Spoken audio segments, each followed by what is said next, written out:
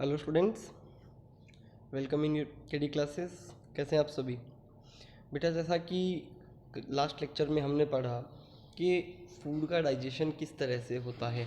हमने जो digestive system के अलग अलग पार्ट्स थे उन सब में पढ़ा कि किस तरह से कौन से ऑर्गन में फूड के कौन से इंग्रेडिएंट का डाइजेशन किस तरह से होगा। इन सब की बातें हम लास्ट लेक्चर तक कर चुके हैं। हमने ये भी पढ़ा कि स्मॉल इंटेस्टाइन जो है उसमें डाइजेशन कंप्लीट हो जाता है और स्मॉल इंटेस्टाइन में डाइजेशन तक हम बात कर चुके हैं।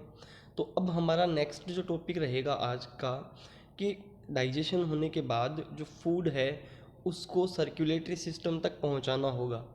सर्कुलेटरी सिस्टम तक पहुंचाना इसलिए ज़रूरी है ताकि बॉडी की हर टिश्यू सेल्स तक न्यूट्रिएंट्स पहुंच सके, और सर्कुलेटरी सिस्टम तक जो डाइजेस्टेड फूड है उसको पहुंचाना, उसे हम क्या कहेंगे? उसे हम एब्जॉर्प्शन ऑफ फूड कहेंगे। ठीक है, तो आज के लेक्चर में हम एब्जॉर्प्शन ऑफ फूड के बारे में बात करने वाले हैं।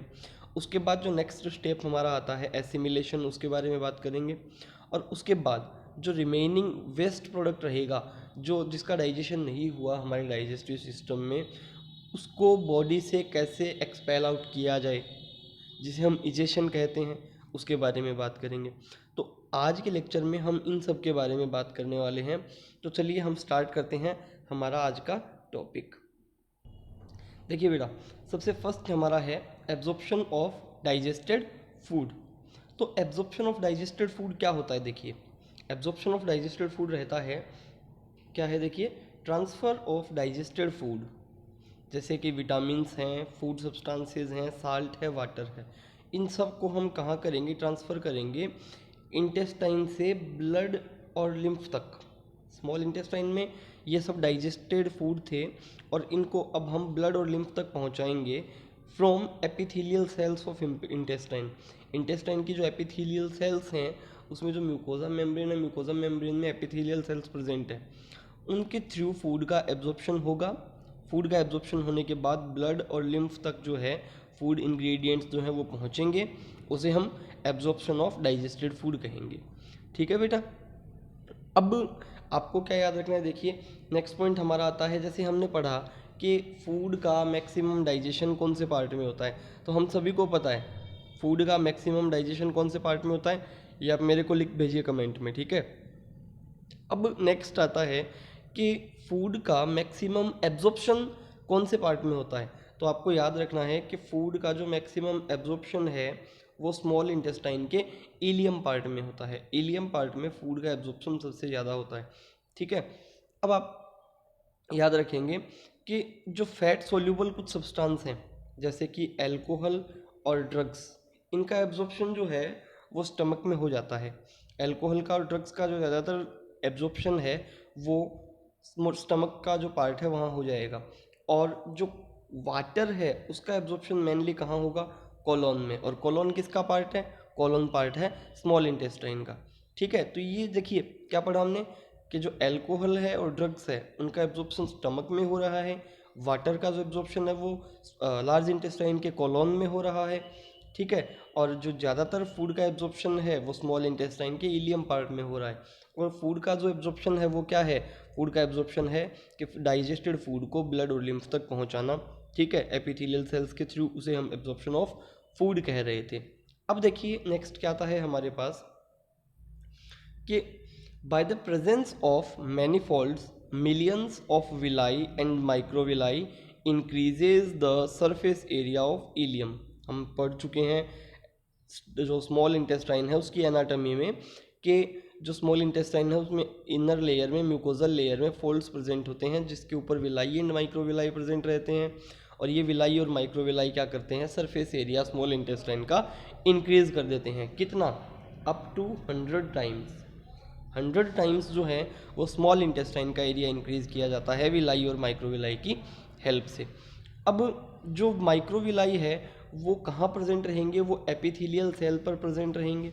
ठीक है, हम पढ़ चुके हैं कि जैसे ये सेल है, अब सेल के ऊपर इस तरह से माइक्रोविलाई प्रेजेंट रहती हैं, ये सेल में इस तरह से, तो ये क्या बन जाता है? ये बन जाता है ब्रश बॉर्डर। ये क्या बन जाता है? ब्रश बॉर्डर बन जाता है। ठीक है ना, तो माइक्रोविलाई जो है वो एपिथेलियल सेल्स पर प्रेजेंट रहती हैं और वहाँ क्या करेंगे? ब्रश बॉर्डर का फॉर्मेशन करेंगी।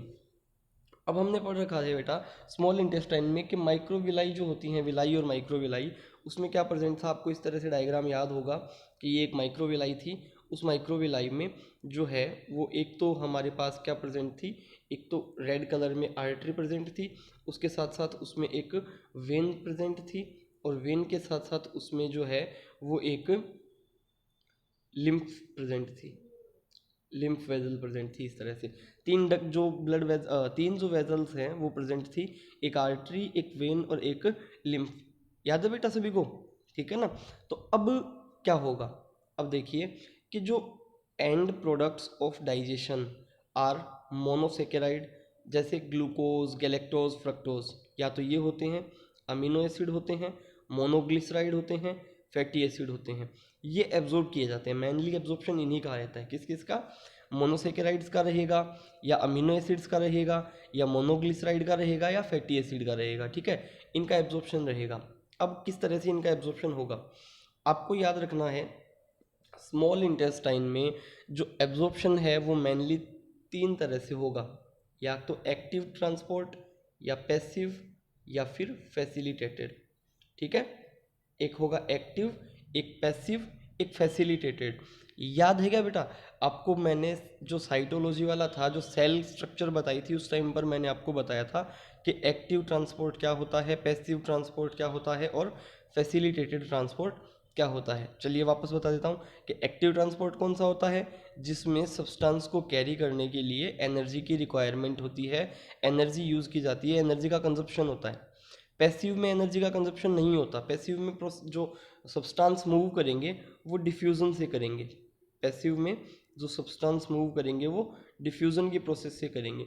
एक रहेगा फैसिलिटेटेड। फैसिलिटेटेड में क्या होगा, देखिए बेटा कि फैसिलिटेटेड जो है उसमें सब्सटेंस की मूवमेंट के लिए किसी अदर केमिकल की या अदर स्ट्रक्चर की हेल्प ली जाएगी।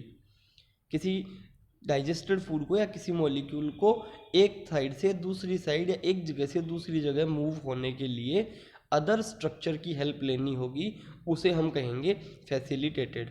जबकि एक्टिव में एनर्जी कंज्यूम की जाएगी, पैसिव में एनर्जी कंज्यूम नहीं होगी, फैसिलिटेटेड जो है उसमें भी एनर्जी कंज्यूम नहीं होगी। ये आपको याद रखना है। लेकिन फैसिलिटेटेड और पैसिव में डिफरेंस क्या है कि पैसिव जो है उसमें किसी की हेल्प नहीं ली जाती, फैसिलिटेटेड जो है उसमें हेल्प ली जाती है। दूसरा क्या है, देखिए बेटा कि पैसिव डिफ्यूजन जो है वो हाइयर कंसंट्रेशन से लोअर कंसंट्रेशन की तरफ होता है। डिफ्यूजन को आपको पता है कि डिफ्यूजन में क्या होगा, हाइयर कंसंट्रेशन से लोअर कंसंट्रेशन की तरफ सब्सटेंसेस मूव होंगे। लेकिन फैसिलिटेटेड में क्या होगा, फैसिलिटेटेड में ये लोअर से हाइयर या हाइयर से लोअर तक हो सकता है, लेकिन एनर्जी का कंजप्शन नहीं होगा। और एक्टिव में क्या होगा, एक्टिव में उल्टा, एक्टिव में उल्टा रहेगा। एक्टिव में क्या रहेगा कि लोअर से हाइयर की तरफ। ठीक है, सब्सटेंस जो हैं वो लोअर कंसंट्रेशन से हाइयर कंसंट्रेशन की तरफ मूव करते हैं, इसीलिए एनर्जी का कंजप्शन एक्टिव ट्रांसपोर्ट में ज़रूरी होता है। जबकि पैसिव में हाइयर कंसंट्रेशन से लोअर कंसंट्रेशन की तरफ मूव करते हैं, इसलिए एनर्जी की ज़रूरत नहीं होती। और फैसिलिटेटेड में क्या होगा कि एक सब्सटेंस की हेल्प ली जा रही है, इसलिए वहाँ पर एनर्जी की ज़रूरत नहीं होती। तो एब्जॉर्प्शन के लिए मेनली ये थ्री टाइप्स जो हैं वो हमारे पास यूज़फुल रहते हैं। अब देखिए इसमें कौन कौन से सब्सटेंस किस किस तरह से, कौन से वे से एब्जॉर्ब होंगे। देखिए इसमें सबसे पहले आता है amino acids and glucose are absorbed by blood through active transport. आपको याद रखना है बेटा कि जो ग्लूकोज है उसके एब्जॉर्प्शन में एक्टिव ट्रांसपोर्ट भी होता है, पैसिव ट्रांसपोर्ट भी होता है, और फैसिलिटेटेड भी होता है। ग्लूकोज तीनों तरह से ट्रांसपोर्टेशन होता है, लेकिन इम्पोर्टेंट क्या है कि मेन कौन सा है सर, इसमें जो स्पेसिफिक वे है ग्लूकोज का वो कौन सा है, तो स्पेसिफिक जो है वो है एक्टिव ट्रांसपोर्ट। मेनली ग्लूकोज का एब्जॉर्प्शन एक्टिव ट्रांसपोर्ट के थ्रू ही होगा, हालांकि पैसिव और फैसिलिटेटेड के थ्रू भी होता है। याद रखना है, कंफ्यूज नहीं होना आपको यहाँ पे। ठीक है, और अमीनो एसिड और ग्लूकोज के लिए मेन जो वे है वो एक्टिव ट्रांसपोर्ट है। जबकि फैट जो है, फैट का एब्जॉर्प्शन जो है वो क्या है, देखिए कि fat is absorbed in the form of fatty acid, monoglyceride and cholesterol in lymph vessel bye diffusion. ठीक है, देखिए इसका एक पूरा प्रोसीजर है, बड़ा ही सिंपल है। जो फैट एब्जॉर्ब होती है ये फैसिलिटेटेड वे में होती है। फैसिलिटेटेड वे में किस तरह से होगी, देखिए सबसे पहले जो फैट के एब्जॉर्प्शन है उसमें कौन रोल प्ले कर रहा है, bile. Bile plays an important role in absorption. Bile juice जो है उसकी हेल्प से फैट का एब्जॉर्प्शन होगा। कैसे, उसी तरह से देखिए कि जो बाइल साल्ट है, बाइल जूस है, वो फैटी एसिड जो है, ग्लिसरॉल जो है, मोनोग्लिसराइड जो है, उन सब के साथ जुड़ जाएगा और उन सब के साथ जुड़ने के बाद एक स्पेशल स्ट्रक्चर बना लेगा जिसे हम क्या कहेंगे, मिशेल कहेंगे। ठीक है, समझ आ रहा है बेटा आपको? क्या कहा हमने कि जो बाइल साल्ट थे या बाइल एसिड जो थे वो मोनोग्लिसराइड, फैटी एसिड, ये सब मिलकर एक स्ट्रक्चर का फॉर्मेशन करते हैं जिसे हम क्या कहते हैं, मिशेल कहते हैं। फिर वो जो मिशेल है, मिशेल क्या होगी कि जो काइम है उस काइम में मिक्स हो जाएगी। मिशेल जो है वो काइम में मिक्स हो जाएगी। मिशेल, देखिए मिशेल के बारे में क्या कहा जा रहा है कि मिशेल की जो शेप है वो स्फेरिकल भी हो सकती है या रोड शेप्ड भी हो सकती है, जिनका डायामीटर जो है वो 3 to 6 माइक्रोन मीटर रहता है। ठीक है, अब मिशेल तक बन गया। मिशेल बनने के बाद एब्जॉर्प्शन कैसे होगा, देखिए central part of these globules has fatty acid and monoglyceride.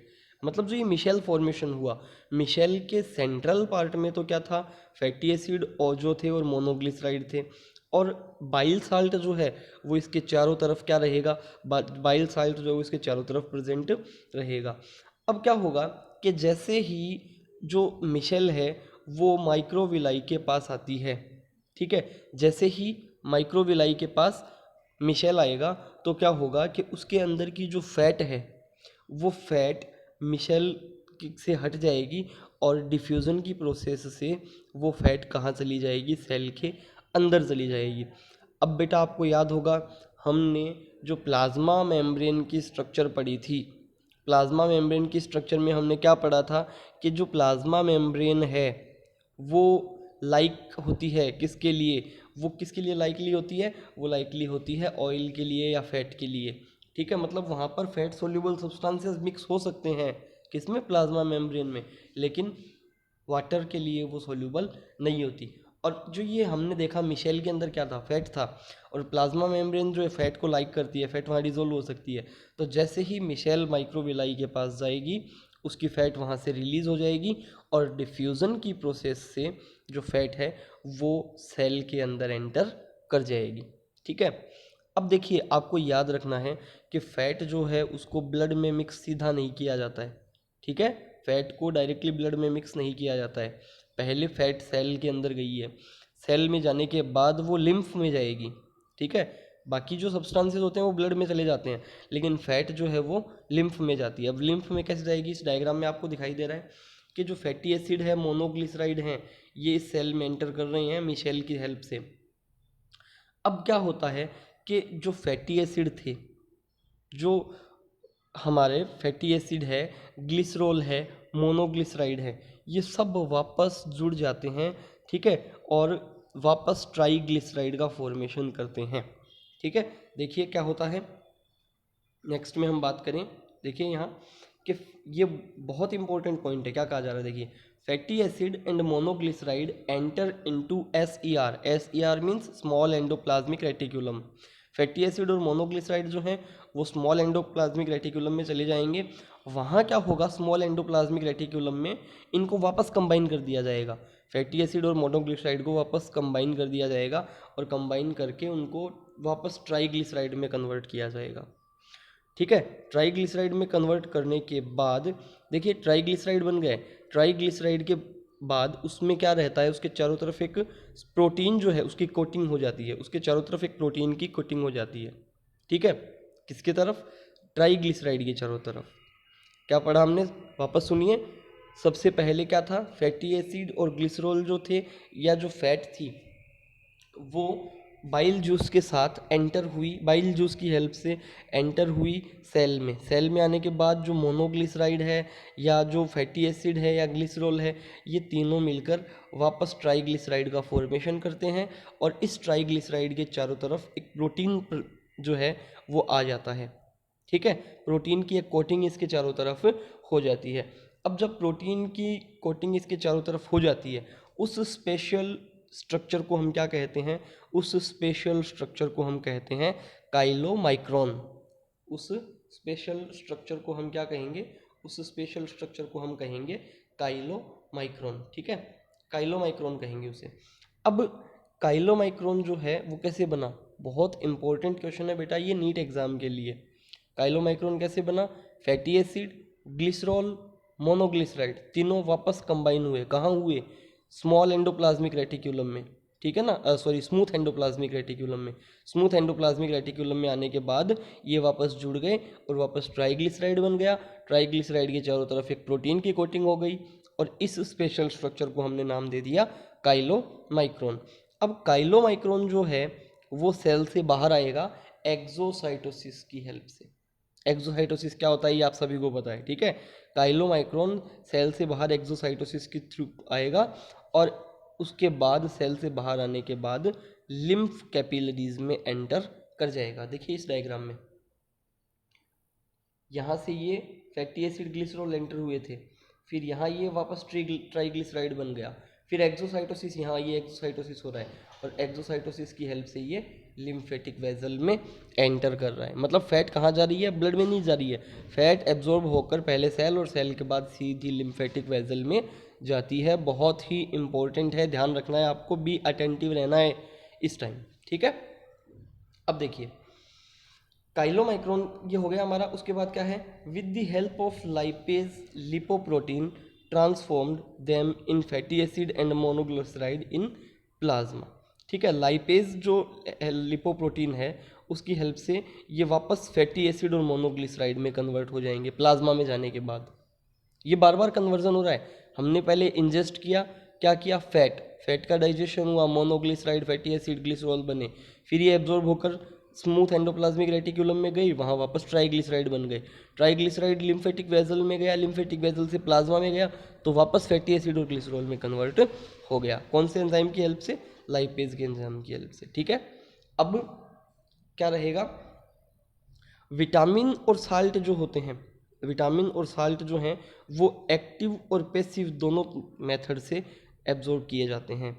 Water जो एब्जॉर्ब किया जाता है वो डिफ्यूज़न की प्रोसेस से किया जाता है और वाटर का एब्जॉर्प्शन कहाँ होता है ये हमने अभी पढ़ा कि वाटर का एब्जॉर्प्शन जो है वो लार्ज इंटेस्टाइन के कोलोन में होता है।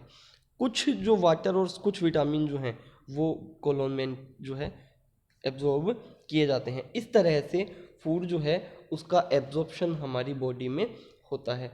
ठीक है बेटा, तो ये बहुत ही इम्पोर्टेंट है, यहाँ से एग्जामिनर जो है वो क्वेश्चन पूछ सकता है, तो आपको इसको बड़ा ही क्लियरली जो है ध्यान रखना है इसका और अच्छे से क्लियर कर लेना है। यदि कोई भी डाउट रहता है तो आप मेरे से बिना किसी हेजिटेशन के कमेंट बॉक्स में पूछ सकते हैं, मेरी मेल आईडी भी पूछ सकते हैं। ठीक है बेटा, हमें एग्ज़ाम पर फोकस करना है, ना कि अपनी हेजिटेशन पर फोकस करना है। उसके बाद देखिए यहाँ ये एब्जॉर्प्शन कंप्लीट हुआ। एब्जॉर्प्शन कंप्लीट होने के बाद हमने सबसे पहले पढ़ा था इंजेशन, इंजेशन के बाद आता है डाइजेशन, डाइजेशन के बाद था एब्जॉर्प्शन, एब्जॉर्प्शन के बाद जो नेक्स्ट प्रोसेस थी वो क्या थी, एसिमिलेशन थी। एसिमिलेशन में क्या होगा कि जो फूड एब्जॉर्ब हुआ है उसका अलग अलग प्लेसेस में बॉडी पर यूज़ किया जाएगा। यदि वो एक्स्ट्रा है, यदि जो सब्सटेंस है उसको यूज़ करने के बाद भी यदि एक्स्ट्रा रह गया है तो उसको स्टोर किया जाएगा। ये सब जो प्रोसीजर्स हैं इन्हें हम क्या कहेंगे, इन्हें हम एसिमिलेशन कहेंगे। तो देखिए इनके बारे में बात करते हैं हम। सबसे पहला जो फर्स्ट पॉइंट हमारे पास है, absorbed food materials are reached in cells through blood. ठीक है, कि जो एब्जॉर्ब्ड फूड मटेरियल्स थे वो सेल्स में पहुंच गए थ्रू ब्लड। ठीक है, फिर क्या होगा कि ये डिकम्पोज होंगे, सेल में जाने के बाद ये डिकम्पोज होंगे ऑक्सीजन की प्रेजेंस में और एनर्जी बनाएंगे। ये हम अर्लियर क्लासेस में पढ़ चुके हैं, जिसे हम क्या कहते हैं, रेस्पिरेशन कहते हैं ना, ऑक्सीडेशन ऑफ फूड। तो वहाँ क्या होगा, ऑक्सीडेशन ऑफ फूड होगा और एनर्जी बनेगी। अब क्या कहें, extra quantity of food materials is stored in the form of glycogen और फैट। यदि फूड जो है वो एक्स्ट्रा रह गया तो उसको स्टोर किया जाएगा या तो ग्लाइकोजन की फॉर्म में या फैट की फॉर्म में, ये आपको याद रखना है। ठीक है ना, अमीनो एसिड जो है उसको भी ग्लूकोज में कन्वर्ट कर दिया जाएगा। कैसे किया जाएगा उसकी बात हम आगे करेंगे। ठीक है, देखिए फिर क्या कह रहा है, necessary new materials like protein, carbohydrate, fat, etc. are also synthesized from these materials for body. देखिए इसमें क्या कह रहा है, last point, liver plays an important role in these activities. अब आप इसको थोड़ा सा भूलिए और आपको मैं बताता हूँ कि ये एसिमिलेशन की प्रोसेस जो है वो किस तरह से कंप्लीट होती है। देखिए सबसे पहले क्या होगा कि आपको ये याद रखना है कि एमिनो एसिड जो होते हैं उनको स्टोर नहीं किया जाता है। ठीक है, क्या कहा मैंने, अमीनो एसिड को स्टोर नहीं किया जाता है। स्टोर सिर्फ और सिर्फ या तो फैट को किया जाएगा या ग्लाइकोजन या ग्लूकोज को किया जाएगा। समझ में आ रही है बात।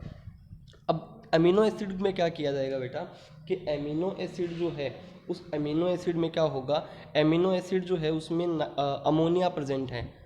अमोनिया को क्या किया जाएगा, वहाँ से हटा दिया जाएगा। ठीक है, अमोनिया को वहाँ से हटा दिया जाएगा और अमोनिया को जब वहाँ से हटा दिया जाएगा, कहाँ से, अमीनो एसिड से, तो उसको ग्लूकोज में कन्वर्ट किया जाएगा।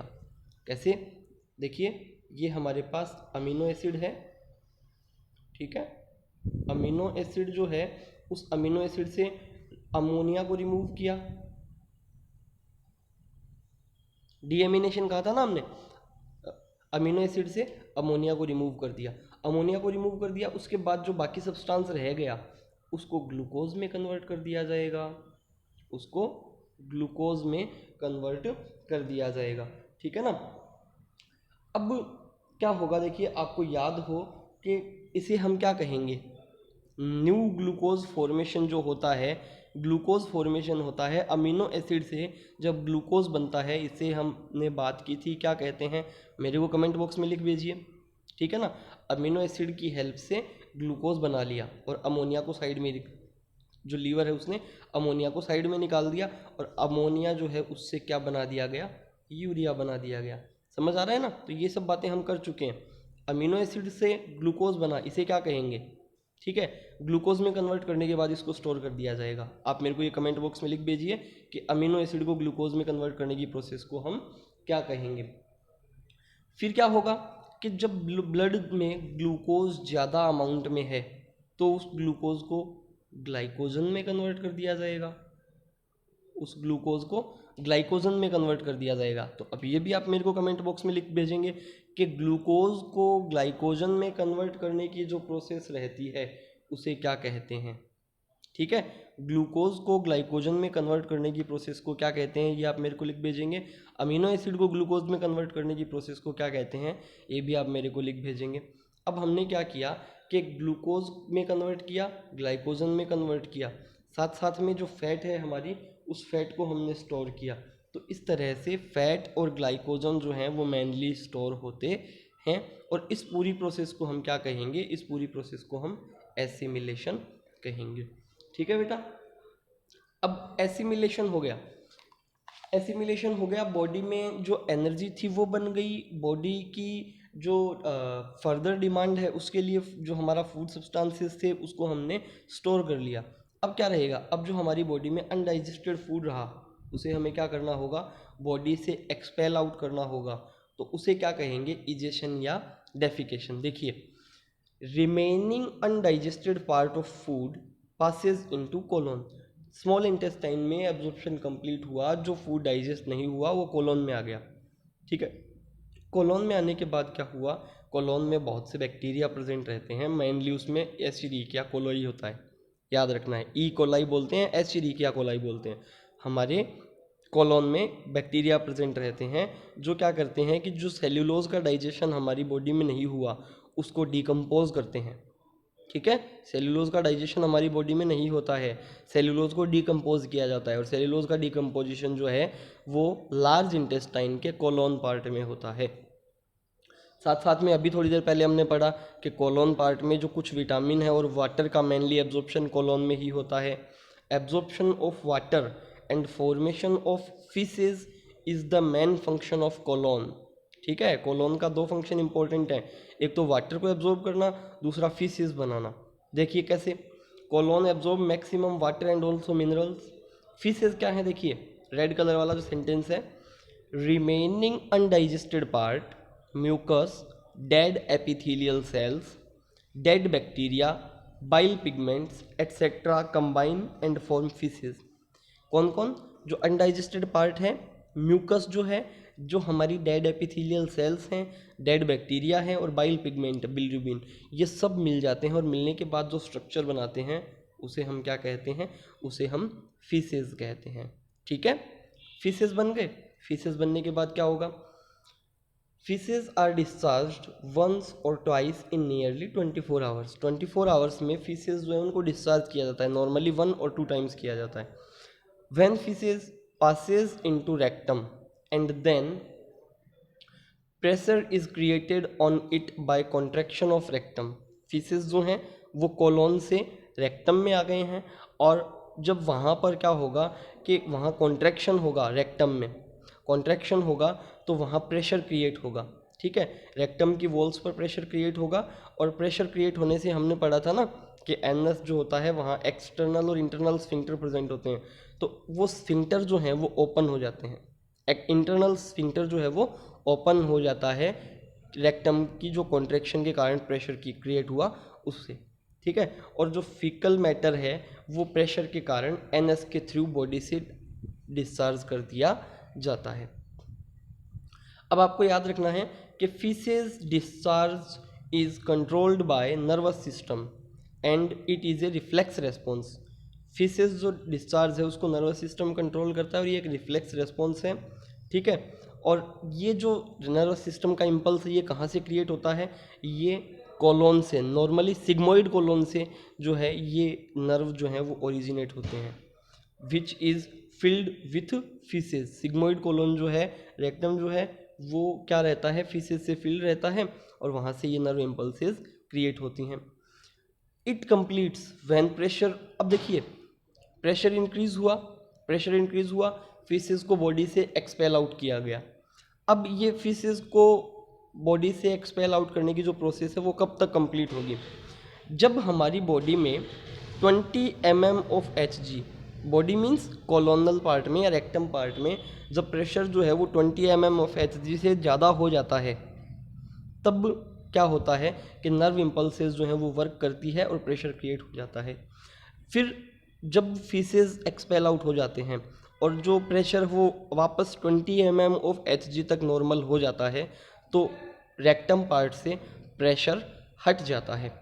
उसके बाद वापस यदि फीसेस वहाँ स्टोर होंगे, वापस रेक्टम प्रेशर अप्लाई करेगी, तो वापस से एनएस के थ्रू जो है बॉडी से फीसेस को एक्सपेल आउट किया जाता है। ठीक है बेटा, इस तरह से हमारी बॉडी में डाइजेशन और एब्जॉर्प्शन की जो पूरी प्रोसेस है वो कंप्लीट होती है। आई होप ये लेक्चर जो है, ये जो टॉपिक है, ये सभी को समझ आया होगा, सभी को पसंद आया होगा। बेटा बहुत ही सीरियस रहकर, बहुत ही अटेंटिव रहकर आपको इन वीडियोस को देखते रहना है, ताकि नीट एग्ज़ाम के लिए, हमारे बोर्ड एग्ज़ाम के लिए हम बहुत अच्छे से प्रिपेयर हो सकें। ठीक है, साथ ही साथ आपको चैनल को सब्सक्राइब करते रहना है। इसी के साथ आज का लेक्चर मैं ओवर करता हूँ। नेक्स्ट लेक्चर में हम वापस साथ होंगे। हमारे डाइजेस्टिव सिस्टम से रिलेटेड जो कुछ विटामिन्स हैं उनके बारे में, और साथ ही साथ डाइजेस्टिव सिस्टम से रिलेटेड जो कुछ डिजीज़ हैं, न्यूट्रिशन से रिलेटेड जो कुछ डिजीज़ हैं, उनसे रिलेटेड अगले लेक्चर में हम बात करेंगे। तब तक के लिए गुड बाय।